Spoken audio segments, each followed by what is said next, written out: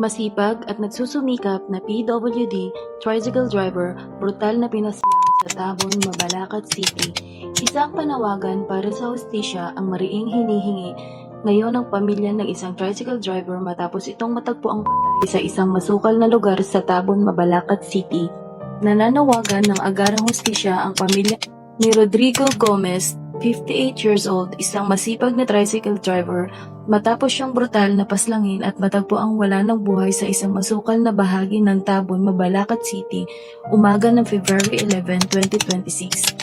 Ayon sa anak ng biktima na itinago sa pangalang June, gabi ng February 10 nang huli nilang makitang buhay ang kanyang ama. Kwento nito, may isinakay itong isang lalaking nakasuot ng hoodie at face mask. Isang detalye na ngayon ay sentro ng investigasyon ng mga otoridad. Hindi na nakauwi pa si Gomez ng gabing iyon, dahilan upang mag-alala ang kanyang pamilya. Kinabukasan, tumambad ang masaklap na balita ng matagpuan ng kanyang bangkay sa isang madamong lugar sa Tabon. Sa paunang pagsusuri, walang naiulat na nawawalang personal na gamit ang biktima, bagay na nagbunsod sa mga investigador na isaalang-alang ang posibilidad na maaaring kakilala ng biktima ang suspect. Ayon kay PCMS Roldan Tababa, investigasyon ng kaso, patuloy ang kanilang hot pursuit operation at masuring backtracking sa mga huling galaw ng biktima. Sinusuri na rin ang mga posibleng kuha ng CCTV sa mga rutang dinaanan nito bago ang insidente upang matukoy ang hindi pa napapangalan ng person of interest.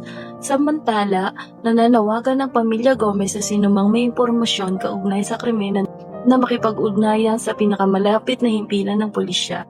Hiling nila ang agarang pagkakakilanlan at pagdakip sa salarin upang makamit ang hustisyang nararapat para sa kanilang ama. Habang nagpapatuloy ang investigasyon, nananatiling tikom ang bibig ng mga otoridad hinggil sa iba pang detalye upang hindi umano makompromiso ang operasyon. Isang masipag na ama at haligi ng tahanan ang nasawi. Patuloy ang panawagan para sa katarungan habang hinihintay ng pamilya ang pag-usad ng kaso. Justice for Rodrigo Gomez, pahayag ng pamangkin ng biktima. Pinahirapan at pinaslang ang aking tiyuhin. Natagpuan siyang wala ng buhay sa loob ng sarili niyang tricycle. Hindi mo magagawa ang ganitong kalupitan kung wala kang mabigat na problema sa pag-iisip o konsensya.